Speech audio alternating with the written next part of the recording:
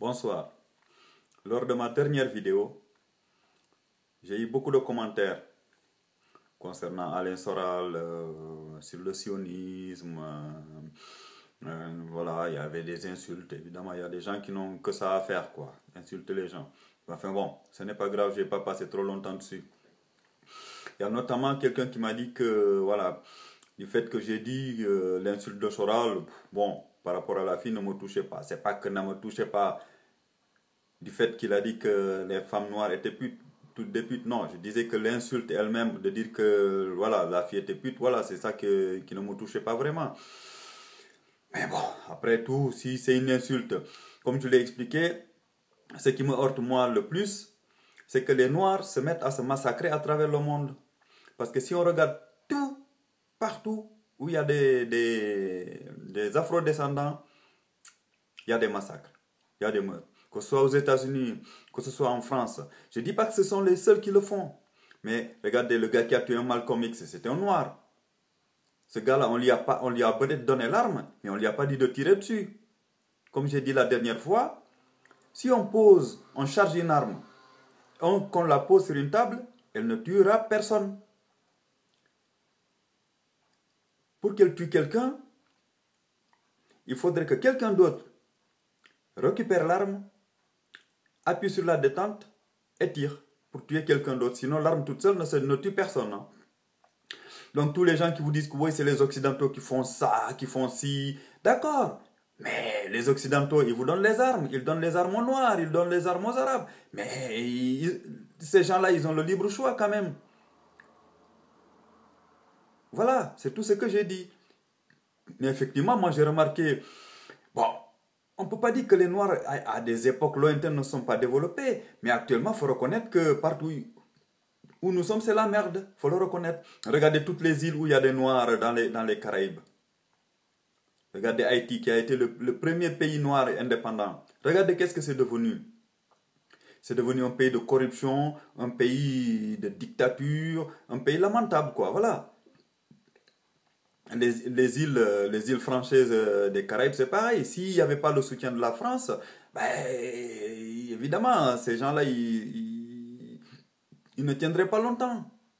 Voilà. Mais je ne comprends pas. Pourquoi est-ce que les Noirs ne prennent pas conscience que ce qu'ils font, enfin, on va dire certains Noirs, pas tout, voilà, il ne faut pas non plus exagérer, voilà, j'exagère peut-être un peu. On va dire certains Noirs ne prennent pas cette conscience-là. Regardez dans les pays africains. C'est quand même des Africains qui tuent des Africains. Ce n'est pas l'Européen qui vient de son pays avec son arme et qui tire sur les Africains. Donc ces derniers-là, même si on leur donne les armes, ils ne sont pas obligés non plus de tirer sur leurs concitoyens ou sur les gens de leur ethnie ou les gens avec qui ils vivent. Hein? Voilà, c'est tout ce que j'ai dit. Pas plus. Voilà, moi, c'est des choses comme ça qui me heurtent. Bon, qu'on donne l'arme à quelqu'un, ok. Bon, le gars qui donne l'arme, bon, lui, ce qui l'intéresse, c'est de vendre son arme. C'est normal, il fabrique une arme et il va en faire des bénéfices. Mais toi, tu n'es pas obligé de prendre l'arme pour tuer quelqu'un. C'est comme... Bon, hier, j'entendais aussi un débat sur le massacre du Rwanda, que ce sont les Européens, où est-ce qu'ils ont acheté les machettes. Ben oui, mais forcément, s'ils ont acheté les machettes en Chine, d'accord, les Chinois leur vendent les machettes, mais ce n'est pas les Chinois qui prennent les machettes pour tuer les Tutsis. Hein?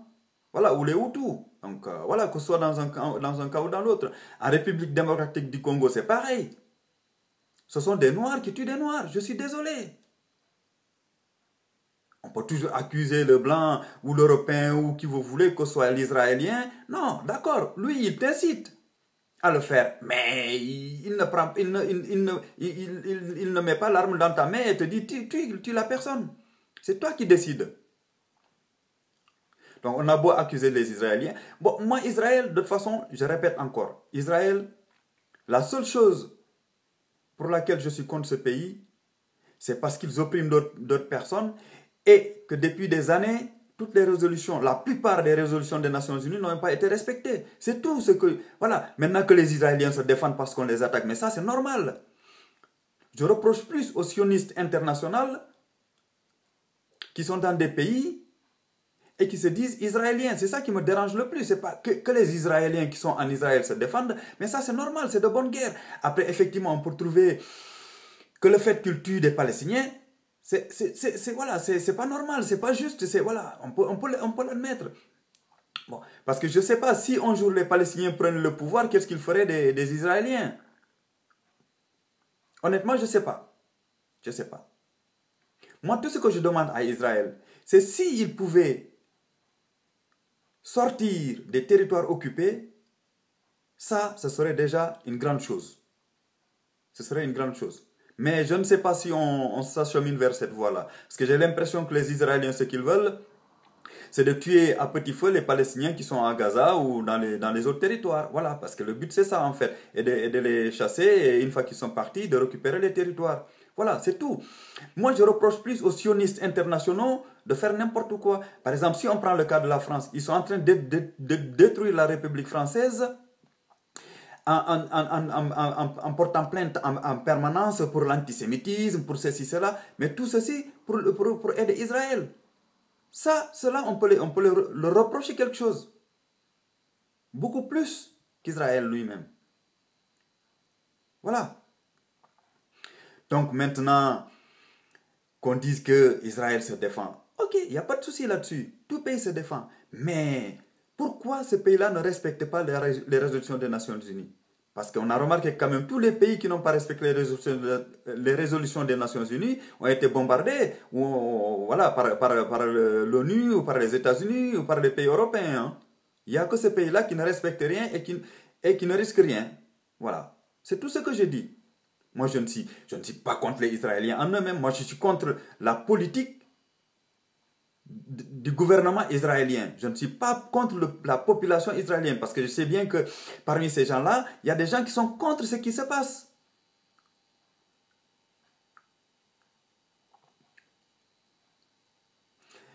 Alors, concernant la plainte de la LICRA contre Meta TV, bon, je répète, enfin, je suis désolé si je ne l'ai pas dit la dernière fois, je ne suis pas porte-parole de Meta TV. Mais seulement le fait de savoir que on a porté plainte contre Meta TV parce qu'ils ont invité Robert Forisson, je trouve que c'est désolant. C'est désolant. Je trouve que dans une télé, normalement, on a le droit d'inviter les gens de toutes les opinions. Il n'y a pas de raison qu'on choisisse qui doit parler et qui ne doit pas parler. Moi, j'ai l'impression que c'est une forme de jalousie. Les sionistes sont tellement jaloux qui ne veulent que personne relève la tête. Bon, l'exemple parce que l'animateur, il faut savoir que l'animateur de Meta TV, enfin, celui qui anime, qui mène le débat, c'est un métis qui s'appelle Tepa, de son vrai nom Patrick Dont. Et j'ai l'impression que comme ce gars-là, il fait de bonnes choses, il réussit, il faut l'écraser. Voilà, moi je le prends comme ça, par rapport à la plainte de la LICRA. Mais ça a été le même cas pour Dieudonné. Dieudonné, ça a été un métis qui a réussi, et bien voilà, il faut l'écraser. C'est tout ce que je pense ça, hein. Je peux me tromper, mais honnêtement, c'est l'impression que ça me donne, voilà. Parce que je ne vois aucune raison d'attaquer ces gens-là pour leurs opinions. Pour moi, c'est des délits d'opinion. C'est normal. Tant que la personne ne dit pas allez tuer celui-ci, allez tuer celui-là, ou allez lui dégrader ses biens, moi, il n'y a pas de raison. Moi, c'est... Comme je dis, ma seule limite de la liberté d'expression, c'est l'appel au meurtre ou l'appel à la dégradation des biens d'autrui. Sinon, on peut dire ce qu'on veut. Même si on calomnie quelqu'un, il faut venir prouver que c'est une calomnie ou bien que cette calomnie-là porte préjudice au travail, dans le lieu de travail de la personne qu'on a calomniée. Sinon, ça ne veut rien dire. En plus des injures, ça veut dire quoi? Des injures, c'est juste des mots. Il faut résister à ça. Maintenant qu'on appelle à tuer quelqu'un, là c'est différent. Parce que là, on s'en prend à quelqu'un physiquement. On détruit une personne. C'est le seul principe sur lequel je ne transigerai pas. Voilà. L'appel au meurtre et l'appel à la dégradation de biens détruits. Sinon, voilà. Mais actuellement en France, on est dans un pays où on condamne quelqu'un pour son opinion. C'est comme M. Vincent Renoir. C'est un révisionniste. Bon, qu'il dit ce qu'il a envie de dire. De toute façon, si on ne le condamnait pas, même M. Robert Forisson, si ce n'était pas ses condamnations, ben on n'en aurait peut-être pas tant parlé. Honnêtement. Donc j'ai l'impression que la LICRA, c'est une officine sioniste qui est en France pour détruire le pays. C'est mon opinion personnelle, je peux me tromper. Parce qu'il faut savoir une chose, c'est que ces gens-là, chaque fois qu'ils portent plainte et que le plaignant gagne, que ce soit en première instance, en appel ou à la Cour de cassation, ils reprennent un autre procès derrière. Qu'ils perdent ou qu'ils gagnent, ils reprennent encore derrière. Ils reprennent. Et comme eux, l'argent qu'ils utilisent pour payer les avocats et s'ils sont condamnés, c'est de l'argent public. C'est de l'argent des Français qui leur sont versés, ils s'en fichent.